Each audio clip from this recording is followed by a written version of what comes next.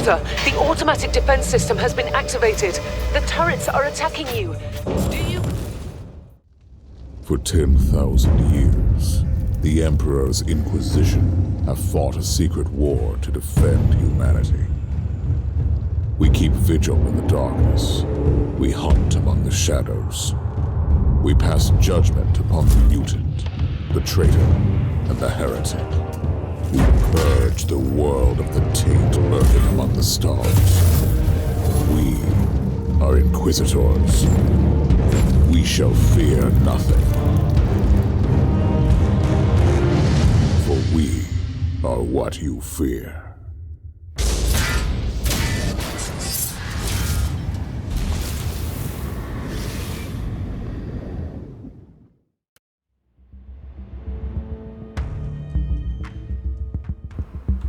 Okay, so that was the introduction, and one of the reasons why I love, and I felt like you guys need to see it, is just how it's so cool, because it's like realistic, where other games and movies are not, with the showing how heavy that hammer is.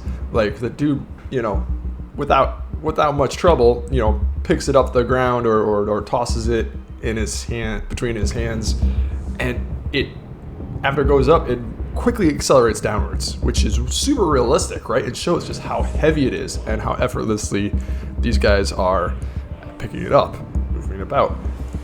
And you know, like you look at like Marvel Comics movies with Thor, and like it's just like, yeah, that it doesn't show how heavy it is, except for I think that first movie, but that was a horrible movie.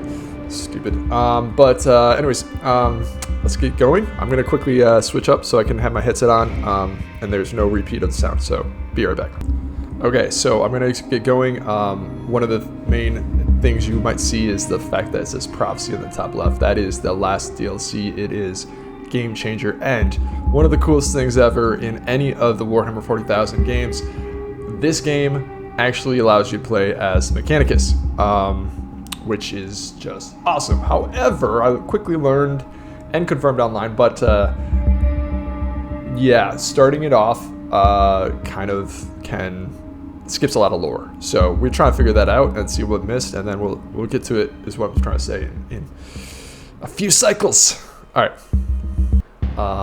This is the first guide I created. All right. Anyways, so we got Battle Sisters, with both section, Imperial weaponry, and powerful of unquestioning faith. At the peak of the fervor can even be embodied saints, living vessels of emperors. Well, that sounds awesome, doesn't it? Now, what's interesting is you can actually choose between 3 different types. All right. We also have the Psyker, which is apparently very good. I mean, I had a lot of fun, as you can see in the previous live streams. I wish I hadn't accidentally deleted that. Assassin sounds remotely challenging because they're weak, but they're like powerful, you know, like pure DPS. And then you have Crusader, which was my first playthrough. I didn't enjoy it too much. These guys are basically like playing as Astartes, but not, right? I didn't even know that they were a thing in the Inquisition. All right, so let's start with Battle Sisters, because we're considering them. Sister of Seraphim. Wait, which one is the... Okay, it's the bottom. Bolter, pistol, and chainsword. Designed for close quarters fighting, this weapon combination excels at dispatching heretics and foul-mounts mutants in equal measure. Okay. Hand flamer and brazier. That sounds like fun. This is the Sister Celestian. Oh, there you go. There's the fire. When it comes to manifesting the Emperor's wrath upon his enemies, this is no better choice than fire. Thus, a combination of burning promethium from a hand flamer and hallowed flames from a brazier of holy fire, second none to in such matters. Sick. Okay, Dominion, Sister Dominion. So they got the flamer as well. The Godwin pattern bolt gun is a lighter version of the iconic Space Marine weapon. For both them and the Serotas, the bolt gun is not just a weapon, it is also a sacred symbol of the Emperor's judgment. So this is like ranged, but I don't know. Let's watch. So you can dash forward, you can do... So basically, yeah, you... Flamers. Oh, that was cool. Whoa. Did they just take out a dreadnought? Shit. Sisters, okay, so Cerritus Inquisitors use faith points to manifest acts of faith and become embodied saints. The method of resource regeneration depends upon which sacred rite was selected before embarking on the mission. Alright. Psyker. Psychers gain warp heat points as penalty for using psychic powers to make them not too powerful. Is the game mechanic there. Accumulating these points may spawn warp anomalies and even demons. Warp heat can be reduced by using force weapons. All right, so we got the Psyker, the Imperianist. I don't know how to say that. Empyreanist. Force Staff is a psychic weapon which is very hard to master. Arcane conduit to channel the wielder's amplified will into the target. Or the Aetherwalker Psyker. Force Sword can be a formidable psychic weapon as the hands of this trained Psyker capable of banishing demons back to the Imperium with a single strike. Imperium, sorry. Combined with Force Rod that stores raw psychic energy only if you can weather the wrath and insanity of the Aetherwalker. It sounds pretty badass, right?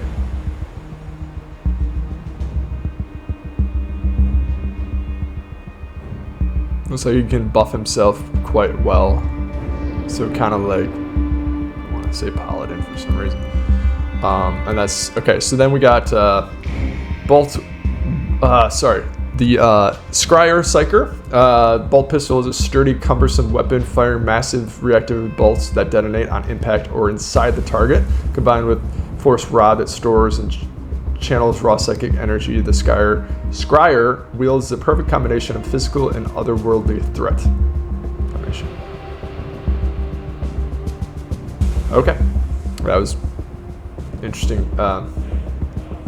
So you can see that purple like tornado running after him. That's from drawing too much warp, and it looks like they also just got demons chasing this dude.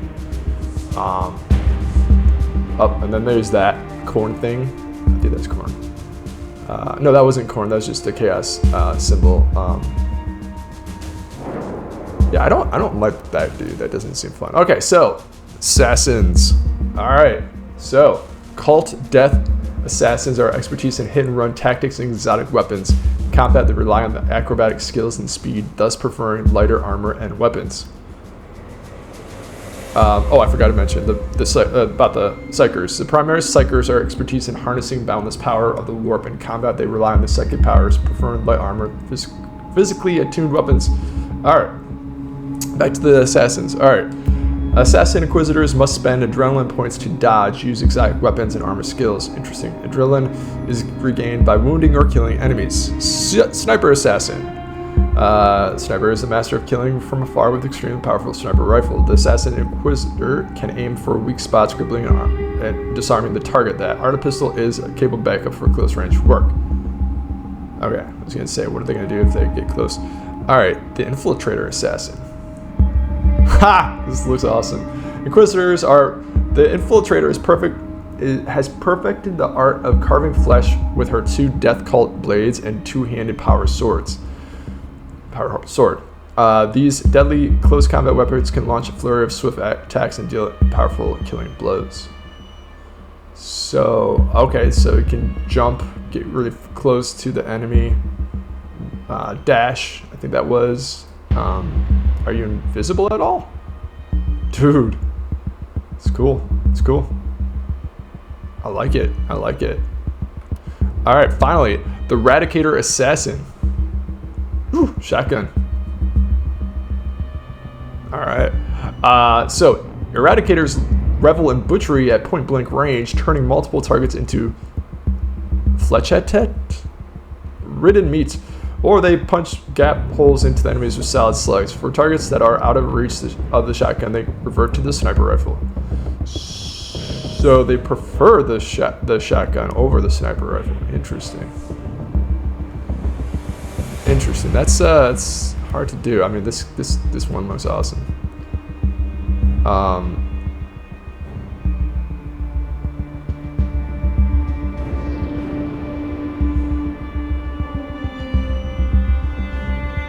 Dude, so many good characters. Alright, Crusaders, just to go through it, right?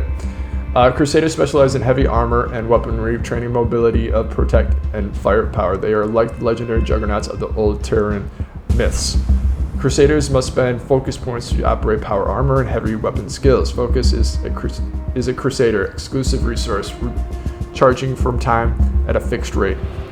Assault Crusaders, power sword, great sword, and suppression shield. Assault Crusaders is the master of hand-to-hand combat, wielding power sword and suppression shield, or the two-handed, energy-infused greatsword, cutting through several enemies at the same time, mitigating incoming damage with shocking efficiency. Tactical Crusader. Tactical Crusaders take the fight of the enemy, wielding the common but versatile ranged weapons of the Imperium. They can be used for devastating burst fire and precise aimed shots alike, depending on the situation. Huh. Alright, finally, Heavy Gunner. Heavy Gunner starts out with common Imperial armaments, unlocking more potential weapons of mass destruction later down the path. The shotgun is an efficient, ancient tool for close quarter butchery, while the last gun is a versatile rifle for medium range counters. Interesting. Alright, so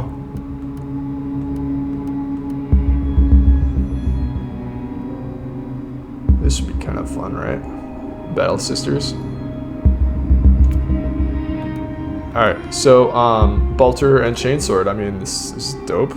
That'd be fun, but yeah, we're gonna do this. I really kind of want to play the sniper. Let's just be consistent here. Let's skip campaign. No, thank you. I forgot this chick's name.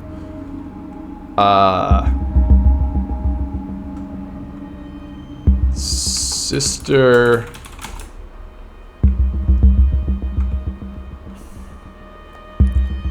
Someone help me. Bladian? No. Vengeance.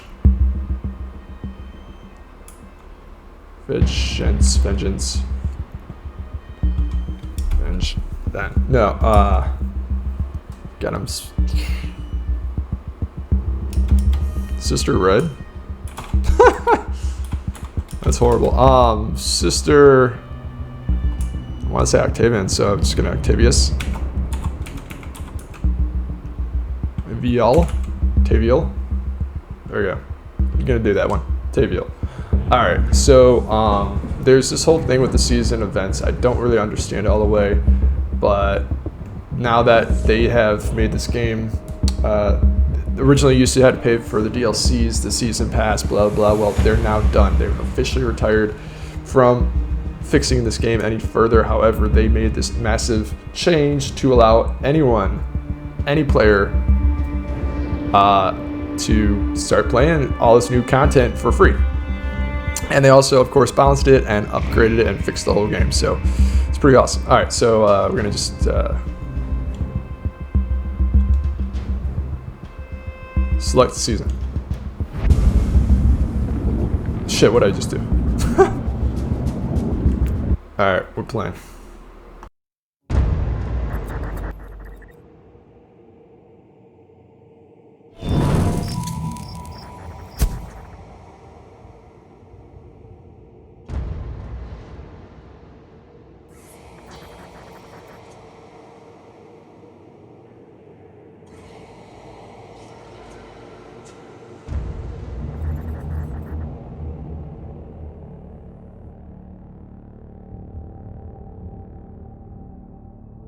Inquisitor's log.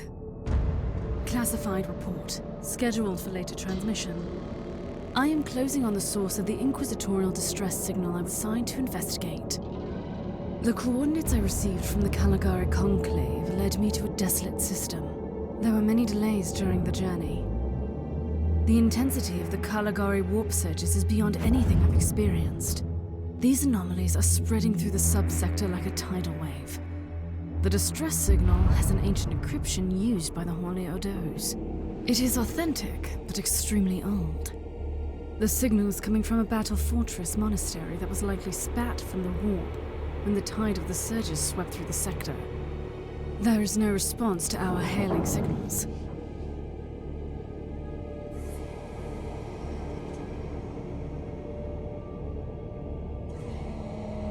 Inquisitor, this is your captain speaking. I'm still trying to hail the monastery, but I get no response. The hull looks intact, though. I think it was simply abandoned a very long time ago. Then what do you expect to find over there? Something that once belonged to the Inquisition. And lots of empty halls. Sounds exciting. I've instructed your pilot to land on the hangar deck. Stand by and wait for my signal.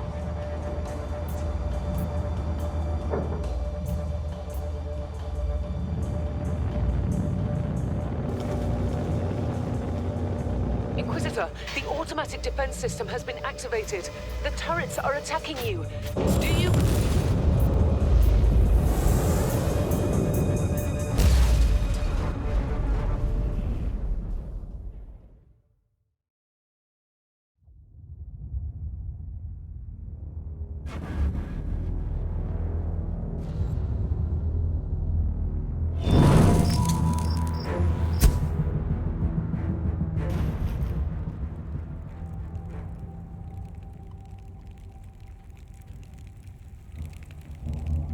Captain, do you copy? Captain Von Winter, can you hear me? Strange. Vox communication is jammed, and I can't use my teleporter device. Something must be disturbing my signal. I will record everything in my audio log, in case I don't return. Alright, there we go. Inquisitorial log. Oh, that's cool. New entry. While attempting to dock in the hangar of an unknown fortress monastery, my transport took heavy fire. I suspect that the automatic weapon systems were activated, but I don't yet know why. The transport has been destroyed, along with my equipment. My pilot is dead. I will pray for him later.